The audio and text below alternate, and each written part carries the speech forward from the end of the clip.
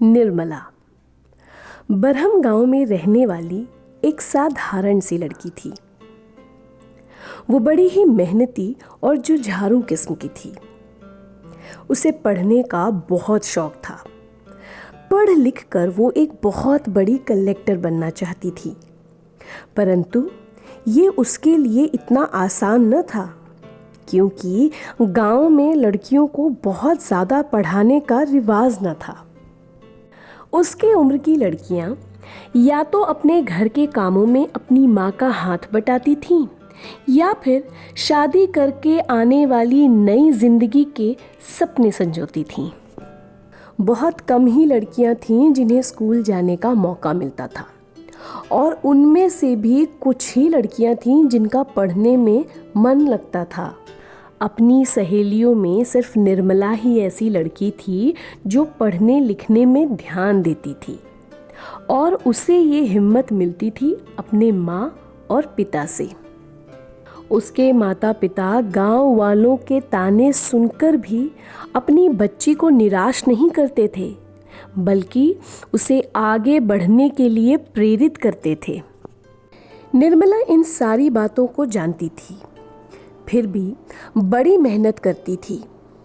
उसकी मेहनत कलेक्टर बनने की तैयारी कर रहे सभी छात्र से ज़्यादा थी, क्योंकि उसे केवल कलेक्ट्री के इम्तहान में ही नहीं, बल्कि अपने समाज के सोच के इम्तहान से भी पास होना था। बहुत मेहनत की, बिना किसी मदद रात दिन एक कर दिया, और फिर आया इम्तहान का दिन।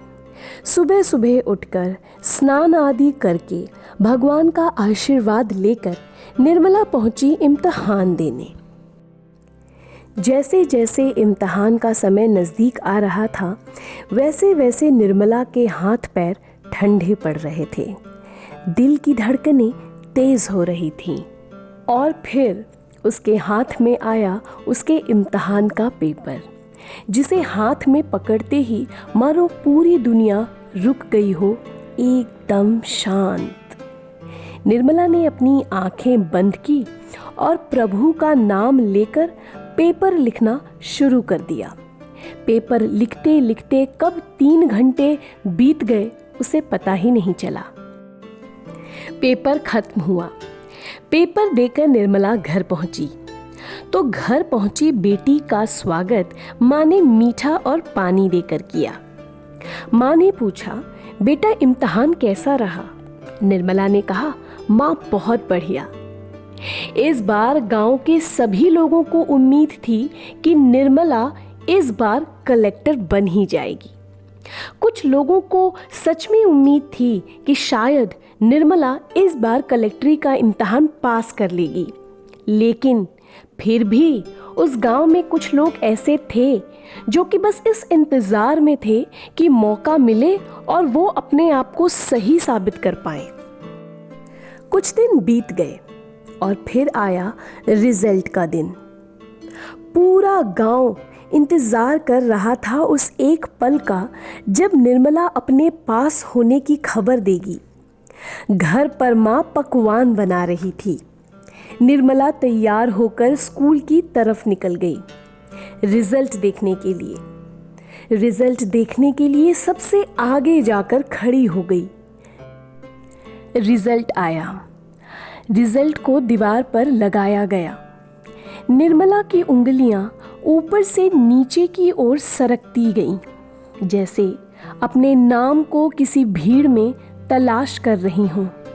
सरकती हुई उंगलियां आकर अंत तक पहुंच गईं, परंतु अपने नाम को न ढूंढ पाईं। निर्मला समझ गई कि उसका सिलेक्शन नहीं हुआ। अपना रोआ सा चेहरा लेकर वो घर आई। सब उसे देखते ही समझ गए कि उसका सिलेक्शन नहीं हो पाया। माँ पिताजी ने उसे दिलासा दिया, परंतु निर्मला के कानों में केवल उन्हीं लोगों की आवाज़ गूंज रही थी जो उसे नीचे गिरते हुए देखना चाहते थे, क्योंकि उस दिन वो केवल उस परीक्षा में ही नहीं, बल्कि उस परीक्षा में फेल हुई थी जो शायद उसके इम्तहान से भी बड़ा था।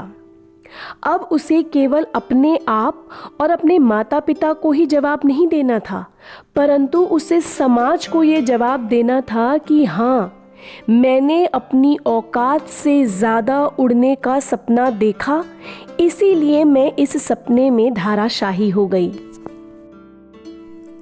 वो पूरी तरीके से टूट गई। कुछ दिनों तक वो अपने घर में ही रहती, बाहर ना निकलती और ना ही किसी से मिलती जुलती। गांव में उसके उम्र की लड़कियों की शादियां होती तो लोग उसके माता पिता को ताने मारते कि निर्मला को कब तक घर बैठा के रखोगे, कल उसे कोई लड़का नहीं मिलने वाला। माता पिता लोगों की बातें सुनते पर अपनी बच्ची को कभी भी हतोत्साहित न होने देते। उसे हमेशा दोबारा इम्तिहान देने के लिए प्रेरित करते। अपने माता पिता के कहने पर निर्मला ने 2-3 बार इस इम्तिहान को दिया, परंतु हमेशा उसके हाथ निराशा ही लगती और उसकी उम्मीद और कई गुना ज़्यादा टूट जाती। अब तो कहीं न कहीं माता पिता की उम्मीद भी दम तोड़ने लगी। फिर भी वो अपनी बच्ची के सामने हमेशा उम्मीद की किरण लिए ही खड़े रहते। निर्मला अपने माता पिता की परेशानियों से वाकिफ थी। उसने फिर से एक बार कोशिश की, अपनी सारी हिम्मत को बटोर कर एक बार फिर इम्तिहान के लिए तैयार हुई। खूब पढ़ाई की, रात दिन मेहनत किया। धीरे धीरे इम्तिहान का दिन नज़दीक आने लगा। इम्तिहान से एक रात पहले निर्मला की तबीयत बहुत खराब हो गई। उसे लगा कि शायद इस बार भी उसकी किस्मत में निराशा ही लिखी है। वो बहुत रोने लगी।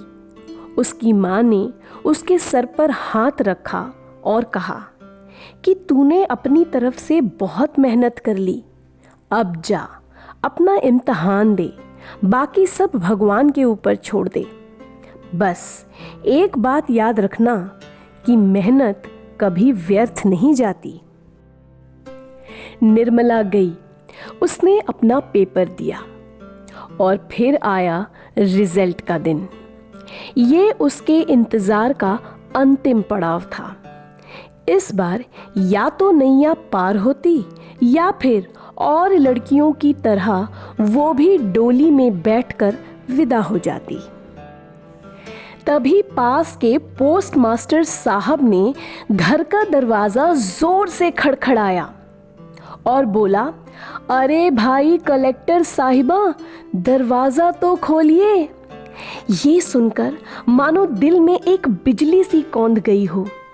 निर्मला की माँ ने झट से दरवाज़ा खोला और बोला, भैया क्या कहा आपने, एक बार फिर से कहना। पोस्ट मास्टर साहब ने कहा, अरे हाँ भाभी, मुंह मीठा करवाइए, आपकी बेटी इम्तिहान में अव्वल आई है, अब तो उसे कलेक्टर बनने से कोई नहीं रोक सकता। जी हाँ, निर्मला इस इम्तिहान में केवल अच्छे नंबरों से पास ही नहीं बल्कि अव्वल आई थी, अव्वल। वो कहते हैं ना कि जिंदगी आसान करने के लिए समझना और बदलने के लिए लड़ना पड़ता है, केवल समाज से नहीं बल्कि अपने डर, नाउमीदी, कमजोरी से भी। तभी जाकर जीत प्राप्त होती है। तो होप करती हूँ कि ये कहानी आप लोगों को प्रेरित ज़रूर करेगी। अगर अच्छी लगी होगी मेरी कहानी तो मेरे चैनल को लाइक और सब्सक्राइब ज़रूर करिएगा। तो बस आज की कहानी यहीं तक, फिर मिलूँगी आप लोगों से अपने किसी नए व्लॉग में। तब तक के लिए बाय।